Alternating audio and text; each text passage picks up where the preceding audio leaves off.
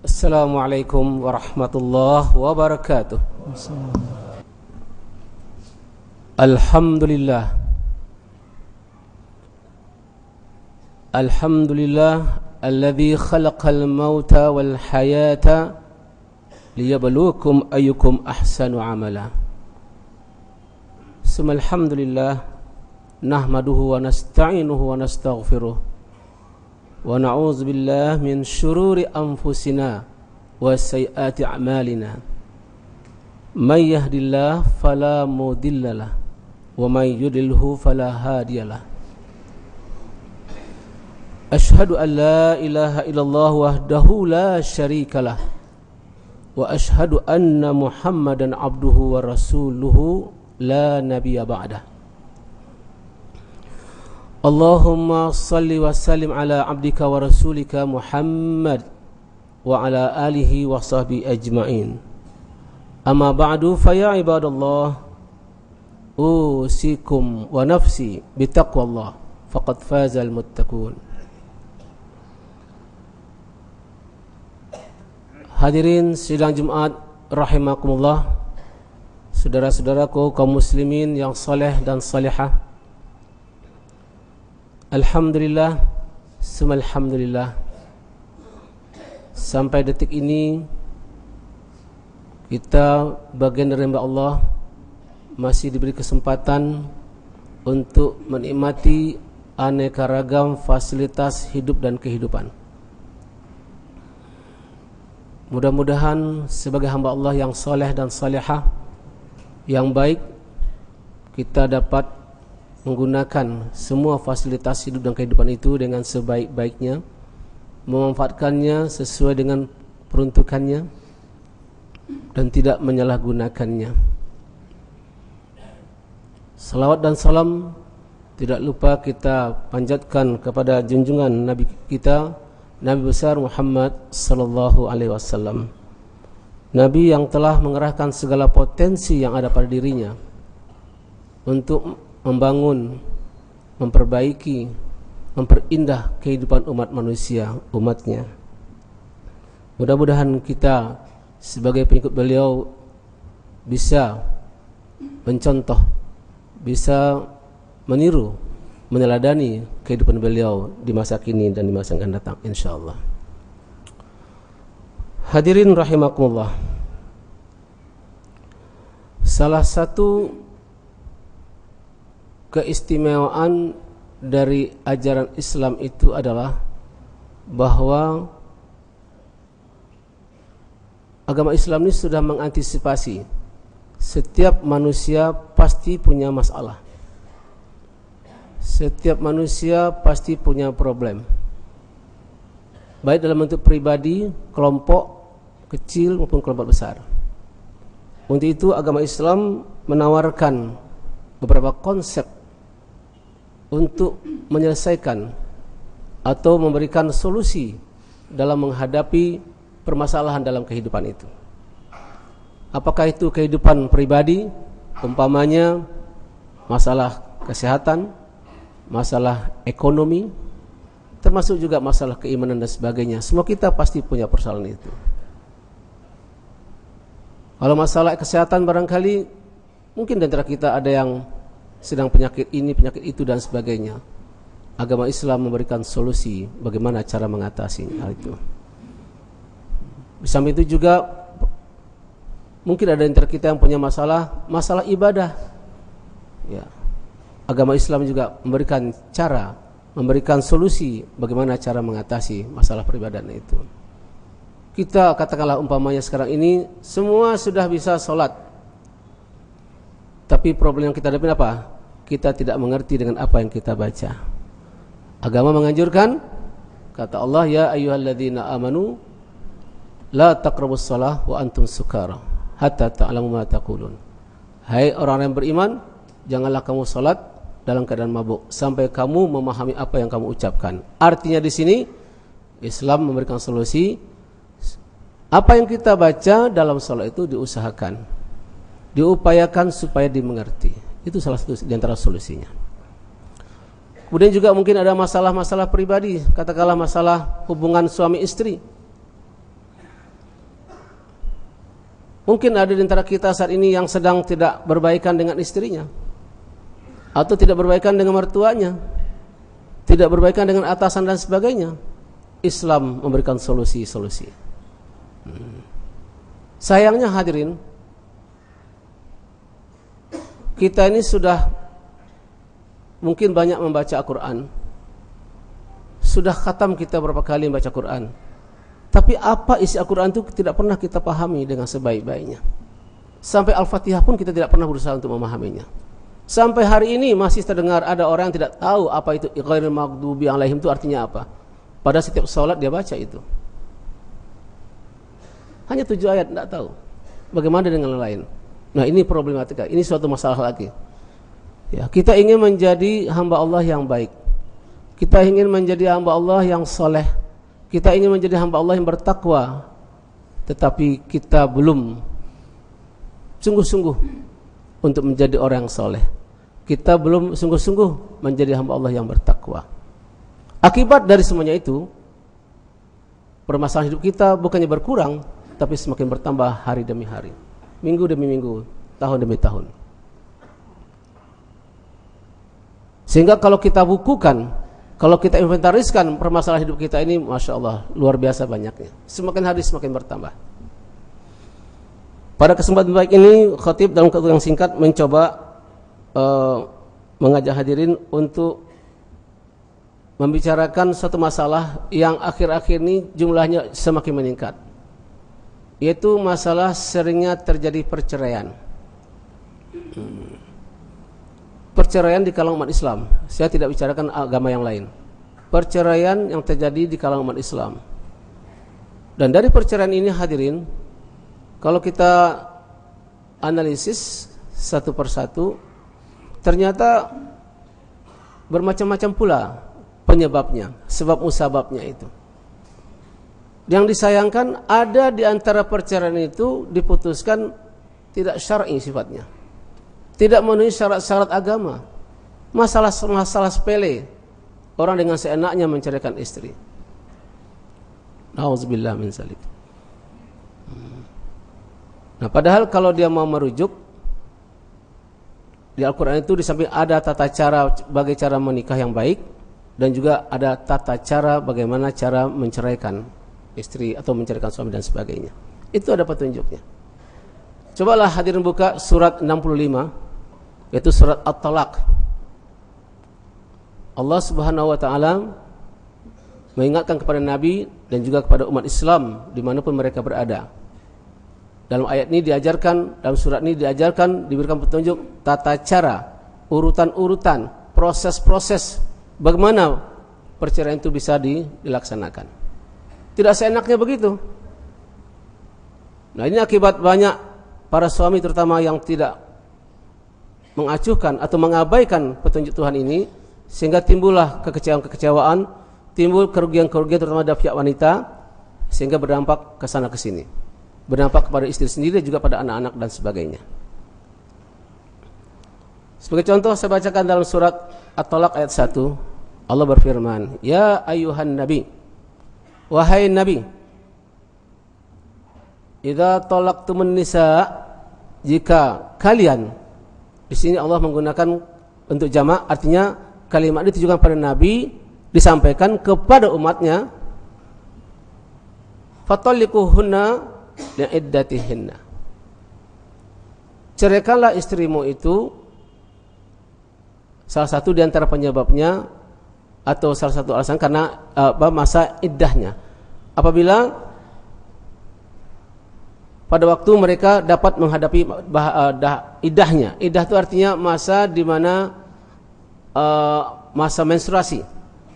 Ya, ada masa menstruasi. Artinya begini hadirin, kalau istri sedang menstruasi itu tidak boleh diceraikan. Dan tidak boleh dijadikan alasan istri karena sedang menstruasi tidak bisa melayani suami terus diceraikan istrinya. Itu enggak benar. Nah, ini sering terjadi. Nah, dan masa iddah itu juga ada waktunya. Bukan seminggu, 2 minggu. Bulanan. Ya, bulanan. 3 bulan, 4 bulan begitu. Nah, Nah, di tengah masyarakat ini sering terjadi. Nah, ini boleh jadi karena apa? Karena kurangnya pemahaman atau memang tidak mau mengerti, tidak mau paham dengan ajaran agama. Nah, sehingga menimbulkan masalah-masalah berikutnya. Kalau boleh dalam waktu yang singkat ini saya ingin menyarankan kepada kita semua, seandainya kita tidak mendoakan, ini hanya sekedar preventif, jangan sampai terulang. Ya, jangan sampai terulang terjadi di kalangan masyarakat Islam khususnya pada hari ini di sini. Seandainya terjadi perceraian, itu ada proses-proses yang dilalui. Ada syarat-syarat yang harus diikuti. Tidak boleh seenaknya saja. Sampai saat ini masih ada orang yang mengucapkan pada istrinya, saya ceraikan kamu, terus dia tinggal. Tanpa melalui proses pengadilan. Tanpa melalui proses pembicaraan. Ini zalim namanya seperti ini. Ini satu pertanyaan yang zalim. Maka dari itu kata Allah sekali lagi, wahai Nabi, apabila kamu menceraikan istri-istrimu, maka hendaklah kamu ceraikan mereka pada waktu mereka dapat menghadapi iddahnya yang wajar. Dan hitunglah waktu-waktu iddah, serta bertawakallah kepada Allah. Ya ayuhan Nabi, idza talaqtumun nisa fatalliquhunna li'iddatihinna wa ahsul iddah. Wattaqullaha rabbakum la tukhrijuhunna min buyutihinna wala yakhrujna illa ayatina bifahishatin mubayyinah, dan seterusnya. Artinya di sini kalau suami menyatakan bercerai dengan istri itu tidak langsung putus begitu, dan istri tidak boleh langsung diusir dari rumah, tidak boleh.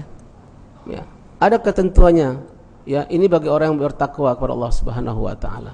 Orang ingin mengikuti petunjuk Allah. Dan insyaallah hadirin, di akhir ayat ini Allah mengatakan setiap persoalan itu pasti ada jalannya.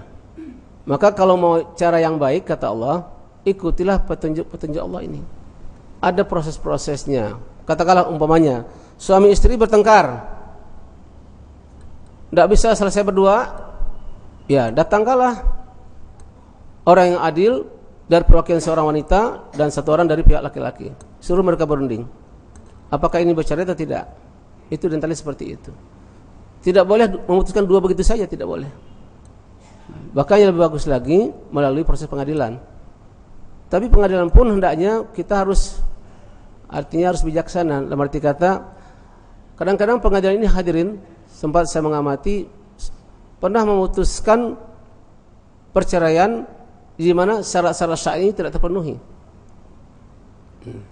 Nah, yang terjadi apa? Berapa bulan setelah perceraian, orang berduanya akhirnya kembali lagi.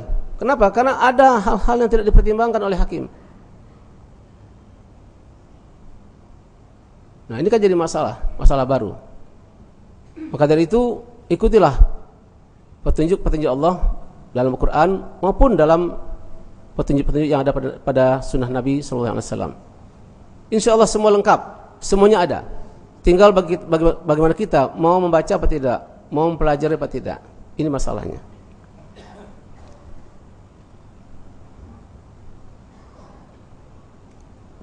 Di akhir ayat Allah mengatakan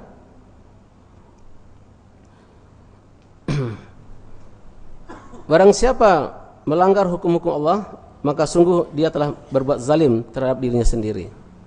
Artinya kalau ada orang memutuskan perceraian tidak sesuai dengan firman Allah, tidak sesuai dengan petunjuk Allah, dia telah berbuat zalim buat dirinya sendiri dan buat keluarganya dan seterusnya.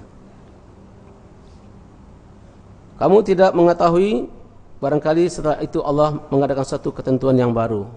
Artinya boleh jadi Allah menentukan adanya masa iddah ini, hadirin, diharapkan pada masa-masa iddah tadi ini timbul kesadaran, timbul keinsafan bagi yang tadi memutuskan perceraian. Nah, sehingga nanti dia bisa rujuk, tidak jadi bercerai. Nah, ini kadang-kadang kita tidak mengerti, tidak tahu proses-proses ini, maka perceraian berlangsung seperti itu saja. Tidak sesuai menurut petunjuk Allah. Nah, kalau satu perceraian dalam bagi orang Islam tidak sesuai menurut petunjuk Allah, ini bisa batal. Atau setidaknya berdampak negatif bagi dirinya. Itu katakan zalim nafsihi. Menzalimi dirinya sendiri. menzalimi keluarganya, menzalimi anak-anak dan sebagainya. Selanjutnya kata Allah, insyaallah kalau manusia itu mau mengikuti perintah Allah, kata Allah, wa may yattaqillah yaj'al lahu makhraja. Barang siapa yang mau taat, patuh kepada ajaran-ajaran Allah, maka pasti ada jalan keluarnya yang terbaik. Wa yarzuquhu min haitsu la yahtasib. Dia tidak hanya sekedar dapat menyelesaikan persoalannya dengan baik, tetapi di balik itu Allah akan menjanjikan pula memberikan yang terbaik setelah itu. Katakanlah umpamanya dia bercerai dengan baik, kalau nanti dia kawin lagi, mungkin mendapatkan pasangan yang lebih baik dari yang sudah-sudah. Kira-kira begitu. Wa yarzuquhu min haitsu la yahtasib. Yang dia tidak sangka-sangka juga. Atau mungkin juga Allah memberikan buka peluang pada dirinya bahwa apa yang dia putuskan selama ini sebenarnya salah. Itu hanya karena nafsu, dorongan sesaat sifatnya. Atau barangkali ada bisikan-bisikan dari luar yang dia tidak sadari. Nah, insyaallah kalau dia berpedoman pada ajaran Allah, berpedoman pada ajaran Rasul, insyaallah dia akan mendapatkan rezeki. Dalam arti kata, ada jalan keluar yang terbaik buat dia. Untuk itu hadirin rahimakumullah, khatib pada kesempatan ini ingin mengingatkan diri sendiri dan kita semua dalam rangka menghadapi permasalahan-permasalahan dalam hidup dan kehidupan kita ini. Pelajarilah, pahamilah ajaran Allah yang terdapat dalam Al-Quran. Usahakan untuk mengamalkan segala perintahnya dan usahakan menjauhi segala larangan-larangannya semaksimal mungkin. Dan itu diperlukan kesungguhan. Kesungguhan berarti kata membaca dengan dipahami. Tidak cukup hanya membaca tanpa dipahami. Dipahami petunjuk Allah itu dengan sebaik-baiknya. Tidak mengerti juga, tanya kepada yang ahli. Tanya kepada yang mengerti. Fas'alu ala zikri in kuntum la ta'lamun. Tanya kepada yang mengerti kalau kita tidak mengerti. Jangan sampai kita memutuskan sepihak. Jangan sampai kita memutuskan sendiri di mana kita tidak berwenang, tidak menguasai masalah-masalah hukum seperti ini. Nah, kalau kita memutuskan perkara dengan sewenang-wenang, kita bisa disalahkan oleh Allah Subhanahu wa taala. Dalam arti kata kita melakukan maksiat kepada Allah Subhanahu wa taala. Ini semua kita harapkan kalau kita ingin menjadi orang yang bertakwa kepada Allah Subhanahu wa taala. Maka sebagai kesimpulan hadirin, kalau kita ingin menyelesaikan masalah-masalah dalam kehidupan kita, maka upayakan meningkatkan kualitas ketakwaan kita kepada Allah Subhanahu wa taala dengan mempelajari dengan sungguh-sungguh perintah Allah itu, ajaran-ajaran Allah yang terdapat dalam Al-Quran, dan juga mempelajari ajaran-ajaran Rasul yang terdapat dalam sunnah-sunnahnya dengan sungguh-sungguh dan diamalkan dengan sebaik-baiknya. Mudah-mudahan semua kita mendapatkan petunjuk dari Allah Subhanahu wa taala untuk menyelesaikan permasalahan-permasalahan dalam kehidupan kita. Barakallahu li wa lakum fil Qur'anil azim wa nafa'ani wa iyyakum bima fihi minal ayati wa zikril hakim wa taqabbala minni wa minkum tilawatahu innahu huwas samiul alim.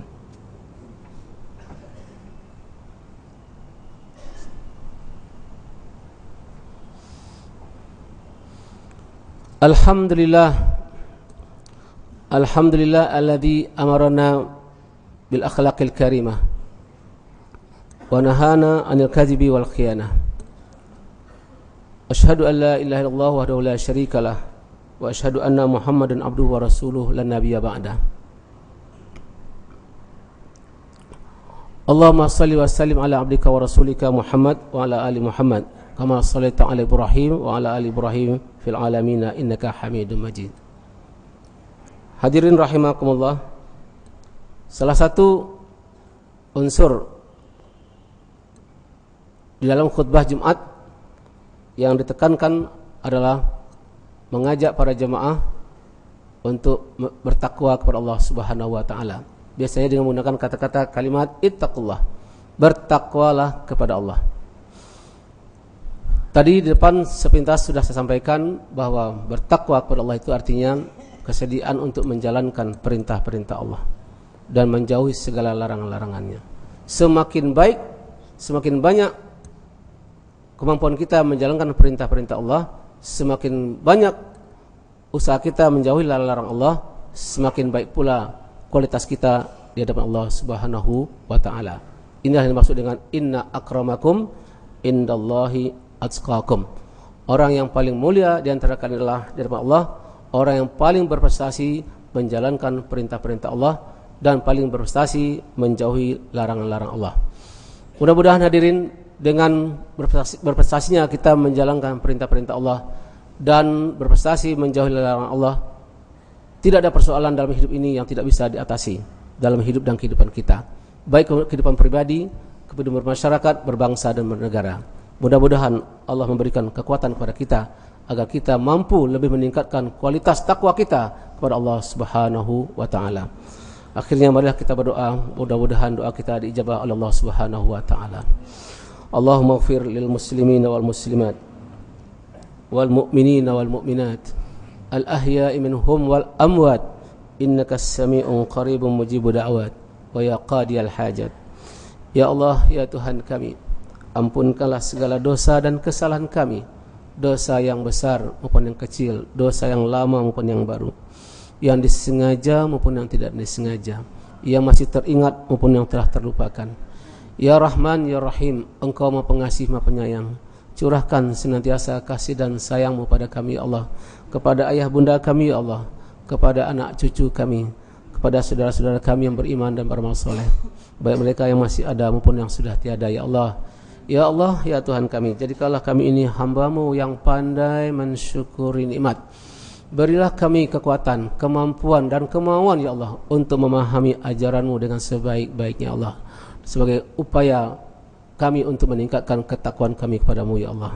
Ya Allah, ya Tuhan kami, jadikanlah kami ini hamba-Mu yang pandai mensyukuri nikmat. Jauhkan kami dari sikap tingkah laku perbuatan maksiat dan juga perbuatan yang terlaknat.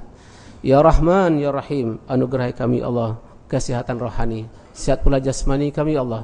Jauhkan dari kami segala penyakit yang kami tidak sanggup mengobatinya. Jauhkan dari kami segala cobaan, godaan yang kami tidak sanggup mengatasinya. Allahumma habib ilainal iman wa zayyinhu fi qulubina wa karrih ilainal kufra wal fusuqa wal isyan wa ja'alna minar rasyidin. Allahumma a'inna ala zikrika wa syukrika wa husni ibadatik. Rabbana atina fid dunya hasanah wa fil akhirati hasanah wa qina azaban nar. Ibadallah, innallaha ya'murukum bil adli wal ihsan wa ita'i dzil qurba wa yanha 'anil fahsya'i wal munkar wal baghi ya'izukum la'allakum tadhakkarun. Fazkurullaha al-azim yazkurkum was'aluhu min fadlihi yu'tikum wa la zikrullahi akbar. Tsumma aqimus shalah.